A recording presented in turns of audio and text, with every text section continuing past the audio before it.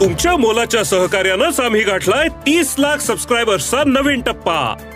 तुमच्या कामाची प्रत्येक बातमी साम टीव्हीच्या डिजिटल प्लॅटफॉर्मवर आजच लाईक, शेअर आणि फॉलो करा।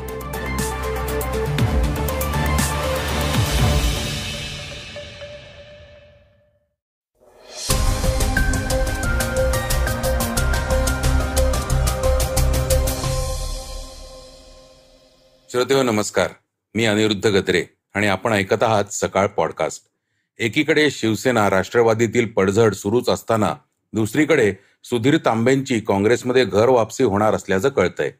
समस्त भारतीयांना इस्रोचा अभिमान असला तरी विद्यार्थी तिथे नोकरीसाठी यायला तयार नाहीत, अशी खंत इस्रोच्या प्रमुखांनी व्यक्त केली आहे। शिवसेनेतील अपात्र आमदारांविषयी निर्णय 20 ऑक्टोबरवर ढकलला गेलाय। इस्रायलमधील भारतीयांच्या सुटकेसाठी ऑपरेशन अजय राबवलं जात आहे। भारतीय सैन्याने आता 15,000 फुटांवर BSNLचा टॉवर उभारलाय। 13 ऑक्टोबरच्या सिनेमा दिवसानिमित्त खास ऑफर देण्यात आली आहे। तर आशियाई क्रीडा स्पर्धेतील सुवर्णकुमार तिरंदाज ओजस देवताळे याचं नागपुरात जंगी स्वागत करण्यात आलंय। चर्चेतल्या बातमीत ऐकूया, अजित पवार गटाचे सगळे आरोप सुप्रिया सुळे यांनी फेटाळून लावले आहेत। शिवाय भाजप बरोबर जाण्याच्या हट्टापायीच शरद पवारांनी कंटाळून राजीनामा दिला असा आरोपही सुप्रिया सुळे यांनी केला आहे। चला तर मग सुरुवात करूया आजच्या पॉडकास्टला। सुधीर तांबेंची काँग्रेसमध्ये होणार घर वापसी। सुधीर तांबे यांचं काँग्रेस पक्षाकडून निलंबन करण्यात आलं होतं। उमेदवारी देऊनही सुधीर तांबे यांनी अर्ज दाखल केला नाही, त्यामुळे सुधीर तांबे यांच्या विरोधात पक्षाने कारवाई केली होती। त्यांची आता घर वापसी होणार आहे असं दिसतंय। नाशिक पदवीधर मतदारसंघाची उमेदवारी सुधीर तांबे यांना देण्यात आली होती, परंतु त्यांनी काँग्रेसकडून उमेदवारी अर्ज भरला नाही।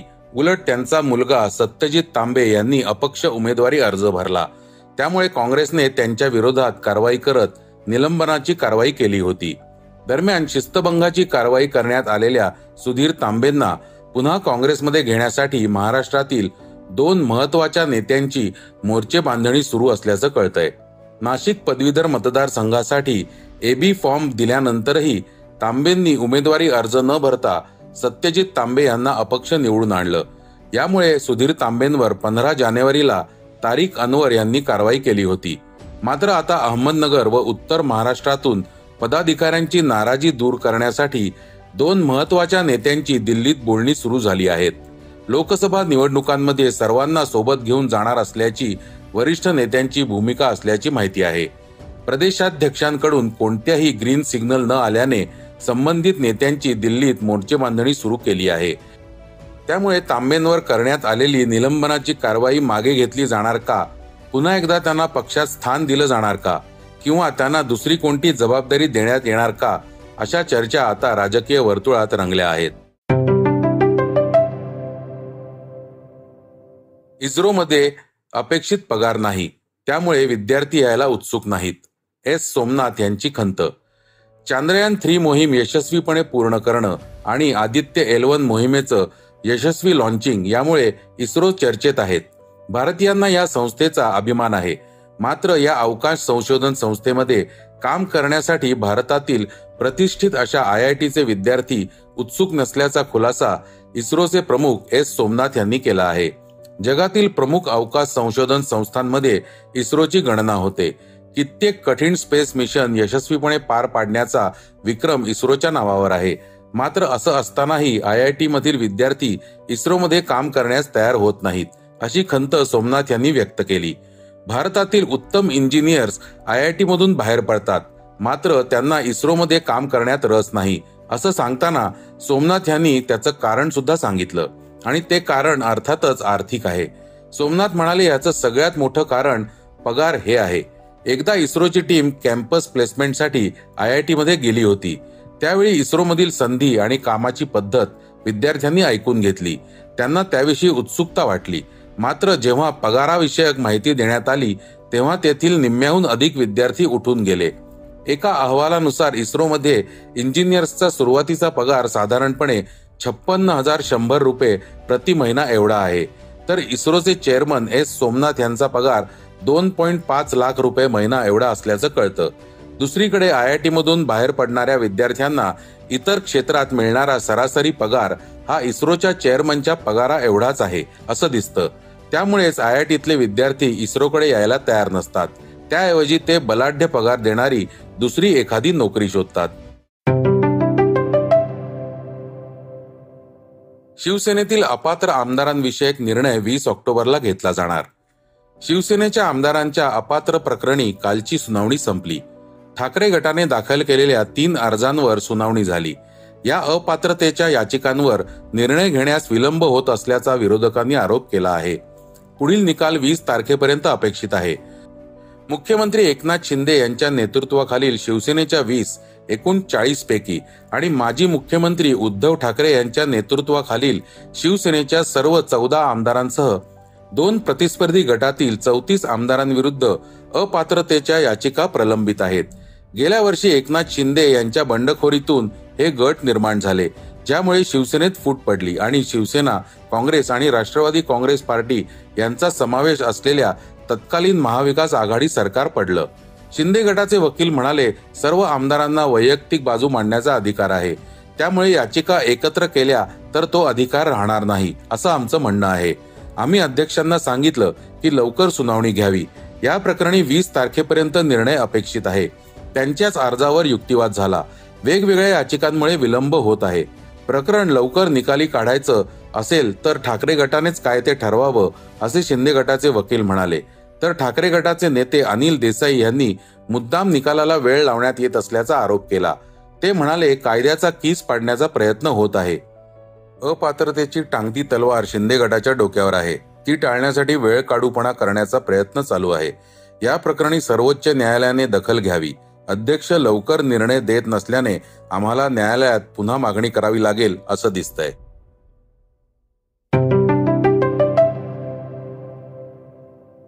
आता ऐकूया वेगवान घडामोडी. इस्रायलमध्ये अडकलेल्या 18,000 भारतीयांना परत आणण्यासाठी भारत सरकार ऑपरेशन अजय राबवण्यात येत आहे. परराष्ट्र मंत्री S जयशंकर यांनी X संदेशाद्वारे याची माहिती दिली. इस्रायलमध्ये अडकलेल्या भारतीयांना नोंदणी करण्याचं आवाहन करण्यात आलं आहे. इस्रायलची राजधानी तेल अवीव येथून विमान भारताकडे उड्डाण करणार आहे. सीमेवरील डोंगराळ भागात तैनात असणाऱ्या सैनिकांना अधिक चांगली वायरलेस कम्युनिकेशन सेवा मिळणार आहे. भारतीय सैन्य आणि BSNLने 15,500 फूट उंचीवर एक बेस ट्रान्स रिसीव्हर उभारला आहे. याचा फायदा डोंगराळ भागात असणाऱ्या सैनिकांना होणार आहे. या BTS टॉवरमुळे बर्फाळ डोंगरांमध्ये सीमेचं रक्षण करत असलेले सैनिक एकमेकांची अधिक सुलभतेने आणि स्पष्टपणे संपर्क साधू शकणार आहेत. या सैनिकांना रिअल टाइम इमर्जन्सी सिग्नल्स मिळू शकणार आहेत. याआधी देखील भारतीय सेनेसोबत मिळून BSNLने दुर्गम भागात टॉवर उभारण्याचे विक्रम आपल्या नावावर केले आहेत. 13 ऑक्टोबर हा राष्ट्रीय चित्रपट दिवस म्हणून साजरा केला जातो. या निमित्ताने एक भन्नाट ऑफर सिनेमा प्रेमींना देण्यात आली आहे. मल्टिप्लेक्स असोसिएशन ऑफ इंडियाने पूर्ण भारतभरामध्ये तिकिटांची किंमत 99 रुपये असल्याची घोषणा केली आहे. तिकीट प्रेक्षकांना बुक माय शो किंवा Paytm वरून बुक करता येणार आहेत. PVR, आयनॉक्स, सिनेपोलिस आणि मूव्ही टाइमने त्यांच्या सोशल मीडिया अकाउंटवर ही माहिती दिली आहे. आशियाई क्रीडा स्पर्धेत तिहेरी सुवर्णपदक जिंकण्याची ऐतिहासिक कामगिरी करणारा नागपूरचा गोल्डन बॉय व आंतरराष्ट्रीय तिरंदाज ओजस देवतळेचं जंगी स्वागत करण्यात आलंय. नागपूरचा आंतरराष्ट्रीय तिरंदाज ओजस देवतळेने हांगचाऊ येथील आशियाई क्रीडा स्पर्धेत तिरंदाजीतील कंपाऊंड प्रकारात 3 सुवर्णपदकं जिंकली आहेत. या स्पर्धेत देशासाठी सुवर्णपदक जिंकण्यात यशस्वी ठरलो आणि भारताचा तिरंगा विदेशात फडकवला याचा मला आनंद व अभिमान आहे, अशा भावना ओजसने व्यक्त केल्या आहेत. आता बातमी चर्चेतली. भाजपबरोबर जाण्याच्या हट्टाला कंटाळून शरद पवारांनी राजीनामा दिला. सुप्रिया सुळेंचा खुलासा. खरी राष्ट्रवादी कोणाची हा निर्णय आणि त्याविषयीच्या सुनावण्या जसजशा वाढत जात आहेत तसतसे दोन्ही गटातील आरोप प्रत्यारोप आता चिखलफेकीच्या स्वरूपात येऊ लागले आहेत. शरद पवार गटावर केलेल्या सगळ्या आरोपांना सुप्रिया सुळे यांनी सडेतोड उत्तर दिलं आहे. शरद पवारांनी जी राजीनाम्याची घोषणा केली ती अजित पवार गटाच्या भाजपमध्ये सामील होण्याच्या हट्टाला कंटाळूनच केली, असा आरोपही सुप्रिया सुळे यांनी केला आहे. त्या काय म्हणाल्या आहेत ऐकूया. श्री छगन भुजबळ यांनी अनेक प्रत्यारोप आणि आरोप केलेले. पहिली गोष्ट, त्यांनी दोन गोष्टी आपण सगळ्यांनी ह्या गोष्टी समजून घेतल्या पाहिजेत, कारण का तो इंटरव्ह्यू मी सविस्तर काल 9 वाजता एका चॅनलवर पाहिलेला आहे. पहिली गोष्ट त्यांनी कबुली केली की पहाटेचा शपथविधी आणि 2 जुलैचा शपथविधी हे दोन्ही शपथविधी आदरणीय पवार साहेबांना अंधारात ठेवून घेतलेले निर्णय आहेत असं श्री छगन भुजबळ म्हणले. ते या बाबतीत जे स्पष्टीकरण त्यांनी दिलेलं आहे की पहाटेचा शपथविधी आणि 2 जुलैचा शपथविधी ह्या दोन्ही गोष्टी आदरणीय पवार साहेबांना न सांगता केलेल्या आहेत. त्याच्यामुळे अनेक वेळा ह्याच्याबद्दल तुमच्या मनामध्ये किंवा समाजामध्ये चर्चा होते. आज ह्या गोष्टी स्पष्ट झालेल्या आहेत, जे श्री छगन भुजबळांनीच सांगितलेलं आहे की या दोन्ही गोष्टी पवार साहेबांना माहिती नव्हत्या आणि त्यांना अंधारात ते पक्षाचे राष्ट्रीय अध्यक्ष असतानाही हे दोन्हीही निर्णय त्यांना अंधारात ठेवून घेतलेले आहेत असं काल त्यांच्या इंटरव्ह्यू मध्ये सांगितलं. हा पहिला मुद्दा. दुसरा मुद्दा की आदरणीय पवार साहेबांची विचारधारा. त्या मीटिंग त्या सगळ्या इंटरव्ह्यू मध्ये ते सारखं म्हणत होते की अनेक वेळा आम्ही विनंती केली, चर्चा झाली पण निर्णयावर कधीच आम्ही आलो नाही. किंतु परंतु याचा अर्थ हेच होतो याच्यातून की आदरणीय पवार साहेबांनी नेहमी त्यांच्या विचारधारेला कधीही सोडलं नाही आणि त्याच्याबद्दल ते कन्सिस्टंट राहिले की मी काँग्रेसचा विचार सोडणार नाही. हे त्या इंटरव्ह्यूतून होतं. तिसरी गोष्ट महत्वाची होती की त्यांनी आणखीन एक गोष्ट सांगितली की भारतीय जनता पक्षाची चर्चा झाली. आता मला भारतीय जनता पक्षाला एक प्रश्न विचारायचा आहे की एकीकडे तुम्ही एनसीपीला नॅचरली करप्ट पार्टी म्हणत होता 2014, 17, 19, 21, 22, 23 पर्यंत. एकीकडे श्री भुजबळ म्हणतात की बॅक चॅनलवर सातत्याने राष्ट्रवादी काँग्रेस पक्षाची आणि भारतीय जनता पक्षाची चर्चा चालली होती. तर एकीकडे ना खाऊंगा ना खाने दूं म्हणणारा भारतीय जनता पक्ष राष्ट्रवादी काँग्रेस पक्षाला नॅचरली करप्ट पार्टी म्हणत होता. तर मग जर आम्ही करप्ट होतो तर मग भारतीय जनता पक्ष ही नेगोसिएशनला बसलीच कशी आमच्या बरोबर? तर मग इधर भारतीय जनता पक्ष सातत्याने खोटे आमच्यावर आरोप केले. जर आरोप खोटे होते तर भारतीय जनता पक्षाने राष्ट्रवादी काँग्रेस पक्षाची माफी मागितली पाहिजे की आम्ही सगळे जे आरोप केले हे खोटे होते. आणि जर ते करप्शन त्यांना मान्य असेल तर म्हणा की आम्हाला सब खाएंगे और सबको खाने देंगे ही आमची नीती आहे. ही नीती भारतीय जनता पक्षाने स्पष्ट केली. एकीकडे आम्हाला म्हणायचं आम्ही करप्ट आहोत आणि दुसरीकडे बॅक चॅनल नेगोसिएशन करायचं. हा दुतोंडीपणा नाही झाला भारतीय जनता पक्षाचा? याचं स्पष्टीकरण भारतीय जनता पक्षाने दिलं पाहिजे. त्याच्यानंतर आणि एक त्यांनी गोष्ट सांगितली ज्याचा उल्लेख तुम्ही केला, राजीनामा. आदरणीय पवार साहेबांनी राजीनामा जो दिला तो त्यांना द्यायचाच नव्हता. पण ह्या सगळ्यांचा जो आग्रह होता बीजेपी, तेव्हा आदरणीय पवार साहेब दुखावले गेले आणि त्यांनी तो राजीनामा दिला. त्यांना अजिबात इच्छा नव्हती. नंतरचं सगळं तुम्हाला ते नाट्य वाचत असेल, आमच्यासाठी ते वास्तव होतं. आणि त्यानंतर महाराष्ट्राची जनता, महाराष्ट्राचा मीडिया असेल, राष्ट्रवादी काँग्रेस पक्ष कार्यकर्ते सहकारी असेल, त्यांनी आदरणीय पवार साहेबांना विनंती केली आणि सांगितलं तुम्हालाच ही जबाबदारी घ्यावी लागेल. आणि त्यातून आणखीन एक मुद्दा स्पष्ट झाला. तिथेच त्याच व्यासपीठावर श्री छगन भुजबळ असं म्हणाले की कमिटी काही चालणार नाही, तुम्हालाच ही जबाबदारी घ्यावी लागेल. त्यांनीच आदरणीय पवार साहेबांना आग्रह केला की तुम्हीच अध्यक्ष राहायला पाहिजे. आता ह्याच्यात आणखीन एक कॉन्ट्रडिक्शन येतं. ह्याच्यात आणखीन एक त्यांच्यामधला विरोधाभास असा दिसतो की एकीकडे ते म्हणतात पवार साहेबांनीच आम्हाला हा रिश्ता दाखवला, एका बाजूला म्हणतात नेगोशिएशन करतात, दुसरीकडे असं ते म्हणतात की ते तानाशाही आहे आणि ते खूप डॉमिनेटिंग होते. आता मला विचार सांगा, यांचं कॉन्ट्रडिक्शन बघा कसं आहे यांच्या सगळ्या या इंटरव्ह्यू मध्ये आणि त्यांच्या विचारधारेमध्ये.